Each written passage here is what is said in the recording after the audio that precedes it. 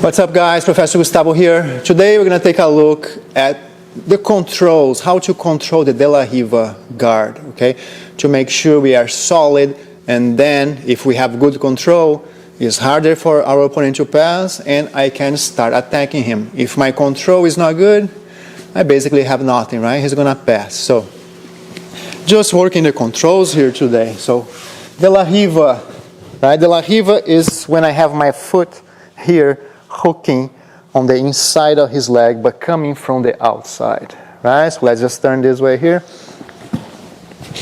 The most important thing here, let's talk about the legs first, then we talk about the arms, okay?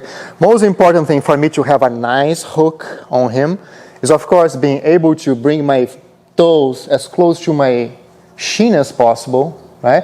If you don't have much flexibility here, your De La Riva is not going to be that strong. Right? So you can start working on this. But also the angle, right? See that I'm basically sitting on top of his foot here. Right?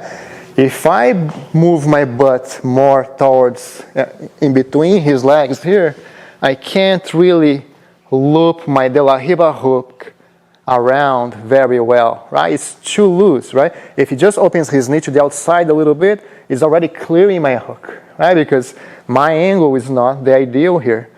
I want to sit more to the outside, pretty much on top of his foot. If I can sit on top of his foot, even better, because then there is weight on top of his foot, he cannot move, right? So, and I have a better angle to shoot my leg through, so I'm more like this, right? Sitting on his foot.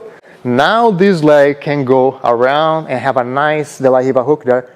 Sometimes even on the far hip, right? That's the deep De La Riva hook, and this is the shallow De La Riva hook, right?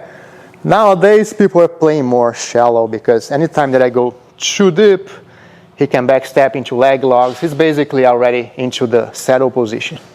So people nowadays, they play more shallow. And I want to have my knee pointing in. So there is this counter effect here. My hook on the inside of his leg and my knee pointing into the outside of his leg, right? So if he tries to open his knee to the outside, it's trapped, right? That's a nice hook here, right? My other leg is it varies a little bit. I like to step on the mid of his thigh so I can push him away. A lot of the sweeps that I like to do, I like to open up his base, right? If I step next to his hip, which is another place to do your De La Riva guard, I cannot stretch his leg as much, right? I can use this for other stuff, right? But this foot here basically manages the distance. If he tries to move straight forward, this foot is blocking him, right? He cannot go straight forward. If he goes straight backward, my hook here is preventing that. Right? So that's another control. The De La Riva hooks prevents him from going straight backward. If he tries to back step, then I can loop my foot behind his leg with this one free, right? So my feet here, they have different controls, right? Knee pointing in, a nice hook there. I can prevent the guy from back stepping or going straight forward or going straight backward, right? So those are the controls that I'm looking for with my legs here.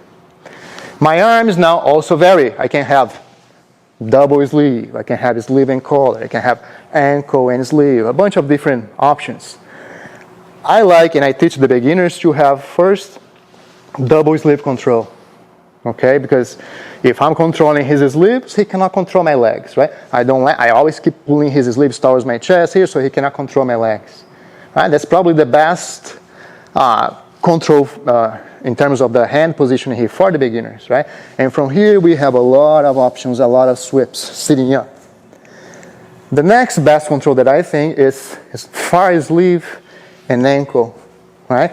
Once I control the ankle, it's easier to adjust myself and get the angle sitting on top of his foot here, right? If I'm more facing the guy, if I have double sleeve, of course I can still hop around a little bit and control and get my angle, but the hand on the ankle helps me to move a little faster here with more control.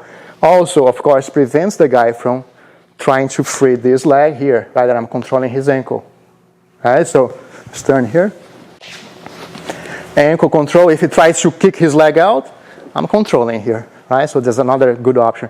And I can still do the same sweeps. I can push the guy away, sit up, feed his sleeve, and do the basic sweep here.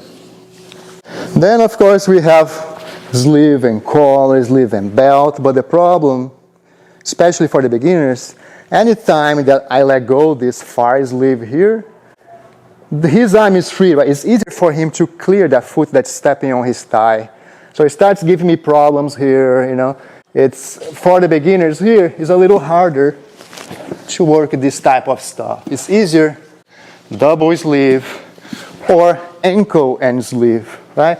Ankle sleeve, the guy is pretty much trapped. The only disadvantage here is that I don't have much posture control, right? Once I have the collar, the posture control is good. I can shoot triangles, omoplatas, and all that stuff. Double sleeve is not that easy, right? Because you can just posture up. It's harder to shoot any attack, but I have sweeps instead, right? So here are some pointers for you for the De La Riva. Hope that helps, and talk to you soon.